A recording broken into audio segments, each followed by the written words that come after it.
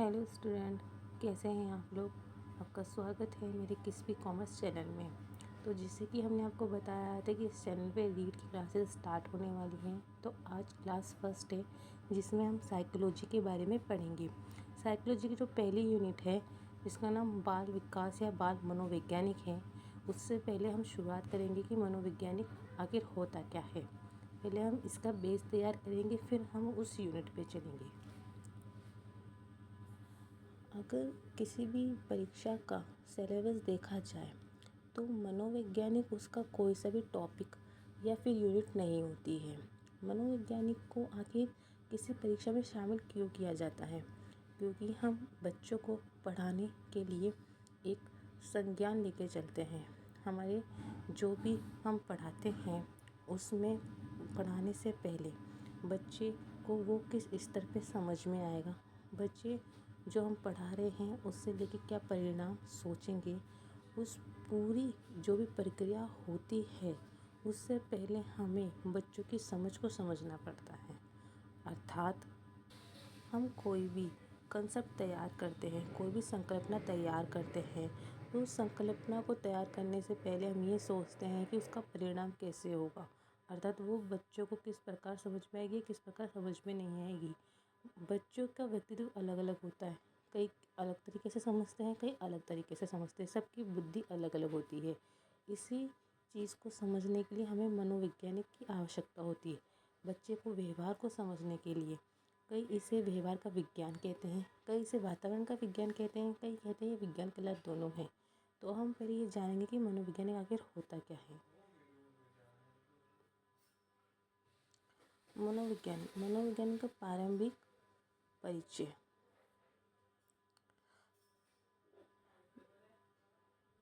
मनोविज्ञान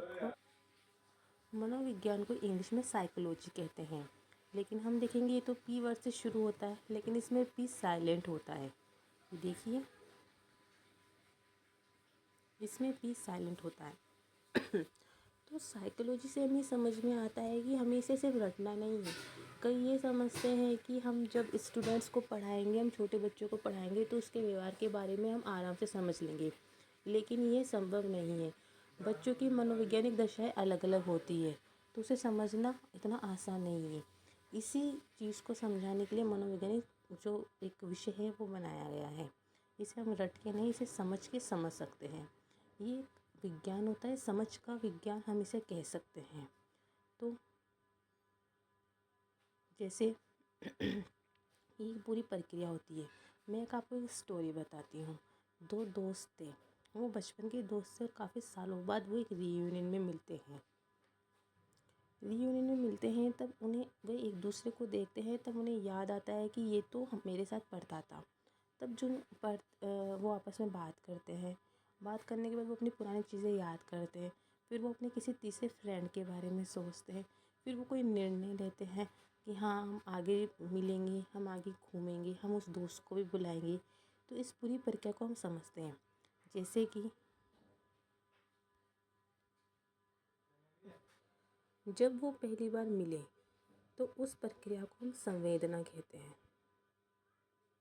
संवेदना, first time जब वो आपस में मिलते हैं, एक दूसरे को देखते हैं।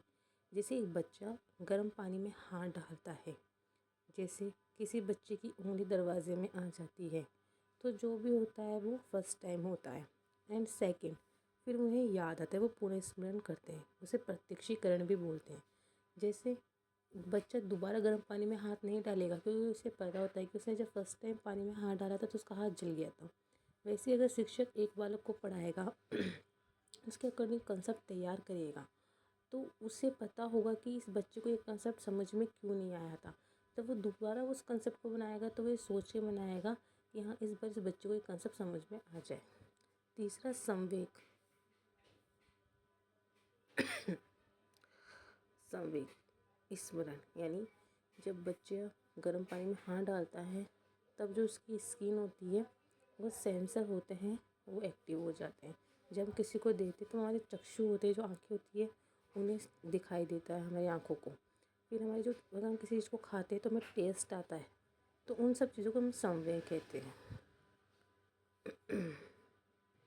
फिर आता है तर्क यानी लॉजिक। तो हम लॉजिक लगाते हैं कि हाँ गर्म पानी में हाथ डालने से ये हमारा हाथ जल जाएगा तो हमें दोबारा नहीं डालना है। या फिर हम जब दोस्त से मिलते हैं तो हम ये सोचते हैं कि हमने साथ में मिलकर ये किया था, हमें जो भी किया उसका परिणाम हम आज ऐसे हैं। इसके बाद आता है कल्पना। फिर हम कल्पना करते हैं, इसको हम गर्म पानी में हाथ डुबोने से भी समझ सकते हैं। गर्म पानी में हाथ डुबोया, फिर हम दोबारा डुबोते हैं नहीं, फिर हम सोचते कि अगर हम दोबारा डुबो लेते तो हमारा हाथ जल जाता। जैसे मैं आपको पूरी प्रक्रिया समझाती हूँ। फर्स्ट टाइम हमने गर्म पानी में हाथ डाला, उसको संवेदना कहते हैं, हमारा हाथ जल गया। फिर हम दोबारा उसमें हाथ नहीं डालते हैं क्योंकि हमें याद आ जाता है कि इसमें हाथ डुबोएंगे हम तो हमारा हाथ जल जाएगा। संवेग स्मरण, हमें याद आ जाता है कि हमारे हाथ में किस तरह से जलन उत्पत्ति हुई थी। फिर हम तर्क लगाते हैं, ये ना अगर हमने दोबारा हाथ डुबोया तो हमारा हाथ जल जाएगा तो हमें नहीं डुबोना चाहिए, या फिर उसमें पानी में ठंडा पानी मिलाना चाहिए। फिर हम कल्पना भी इसी को कहते हैं। फिर हम निर्णय लेते हैं कि हम इसमें हाथ नहीं डुबोएंगे। ये जो भी मैं आपको बता रही हूँ ये छोटे बच्चों की मस्तिष्क में जो भी बातें चलती है उससे संबंधित आपको मैं क्रियाएं बता रही हूँ। इस पूरी प्रक्रिया को व्यवहार कहा जाता है और व्यवहार वातावरण को निर्मित करता है और इसलिए ही इसे व्यवहार का विज्ञान कहा जाता है। तो कुल मिला के जो भी व्यवहार का विज्ञान था वो परिस्थिति अनुरूप बनता है। हम किसी भी चीज़ को देखते हैं, उस चीज़ को देख के हम जो मस्तिष्क में निर्णय लेते हैं, जो व्यवहार करते हैं, उसे मनोवैज्ञानिक कहा जाता है। आपने देखा होगा कि जो बड़ी बड़ी कंपनी में एचआर लगे हुए रहते हैं, वो किसी भी एम्प्लॉय का इंटरव्यू लेते हैं तो इंटरव्यू लेते समय वो उसको देखते ही पहचान जाते हैं कि कैसा काम करता है, कैसा नहीं करता। राजनेता वो भी एक मनोवैज्ञानिक ही होता है। वो ये देखता है कि जनता को क्या चाहिए क्या नहीं चाहिए, उस हिसाब से वो उन्हें गुमराह करता है। अब हम बात करेंगे इनके तथ्यों की। मनोविज्ञान की उत्पत्ति 4वीं शताब्दी में हुई थी। जी। और फिर ये 4वीं शताब्दी में भी होगी। इसका दर्शन शास्त्र में पहली बार जो भी है इसकी व्याख्या हुई थी जो अरस्तु ने की थी। अरस्तु तो इनके जनक है और दर्शन शास्त्र की जननी है और ये यूनान में हुई थी। इनका जन्म स्थान हुआ। मैं आपको एक चीज़ बता देनी चाहती हूँ, ये जो भी मैं आपको प्रोवाइड करवा रही हूँ नोट्स, जो जिसमें से मैं आपको पढ़वा रही हूँ, ये मेरे हैंड रिटन नोट्स हैं। तो नोट्स वैसे भी रफली ही बनते हैं, तो आप भी नोट्स जैसे इसमें दिखाए गए हैं वैसे ही बनाएं। मोस्टली 15 से 20 पन्नों के अपने साइकोलॉजी के नोट्स बनेंगे। इतना विस्तार में जाने की आपको ज़रूरत नहीं है। रीड का पेपर आप शॉर्ट में भी दे सकते हैं। कभी कभार हम मुश्किल रास्तों की जगह इजी रास्ते भी ले सकते हैं। ज़रूरी नहीं हमेशा मुश्किल रास्ते पार करके ही हमें सक्सेस मिले। ये देखिए, साइकोलॉजी शब्द का प्रथम प्रयोग 1590 में यूनान निवासी द्वारा हुआ था जिनका नाम था रुडोल्फ काइकले। इन्होंने दर्शन शास्त्र की पुस्तक लिखी थी जिसका नाम था साइकोलिया। इन्होंने साइकोलॉजी का पहली बार वर्ड का जो है यूज़ किया था दर्शन शास्त्र में ही। इन्होंने दर्शन शास्त्र साइकोलिया नाम की इन्होंने बुक लिखी थी जिसमें उन्होंने साइकोलॉजी का प्रथम बार यूज़ किया था। एंड उसके बाद है, पहले क्वेश्चन पूछा जाता था कि साइकोलॉजी 2 वर्ड से मिलके बना हुआ है। साइकिल लोगस, साइकिल का मतलब आत्मा होता है, लोगस का मतलब विज्ञान होता है। तो एक बार आप इसे देख लीजिए। वैसे ही क्वेश्चन कई बार आ चुका है, मतलब मोस्टली यही आता है, पर हो सकता है दोबारा आ जाए।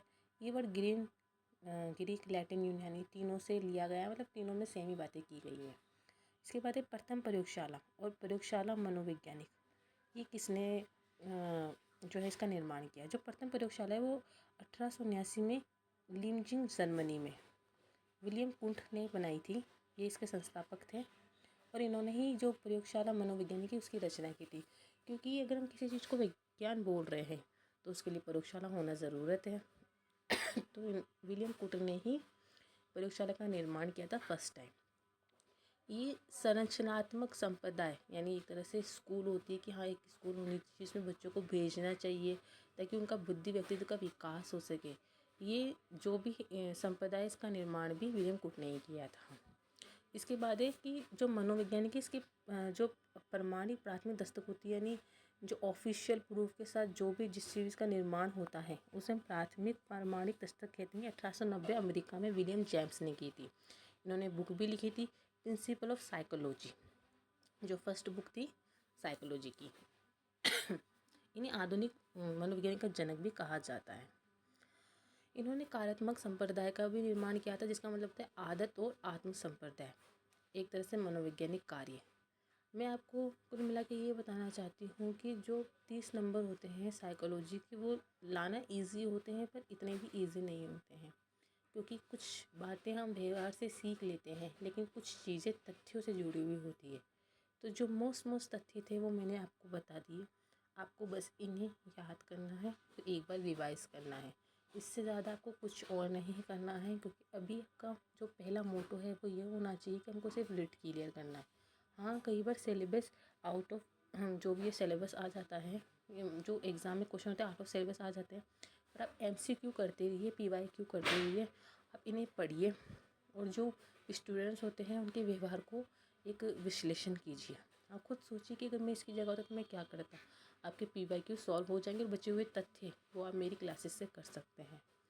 तो आप ये नोट्स हैं, इन्हें इसी तरह बनाइए, क्योंकि नोट्स कभी भी अच्छी तरह नहीं बनते हैं, एकदम सजा के नहीं है, क्योंकि उन्हें हमको रखना नहीं है, उन्हें सिर्फ हमें पढ़ना है।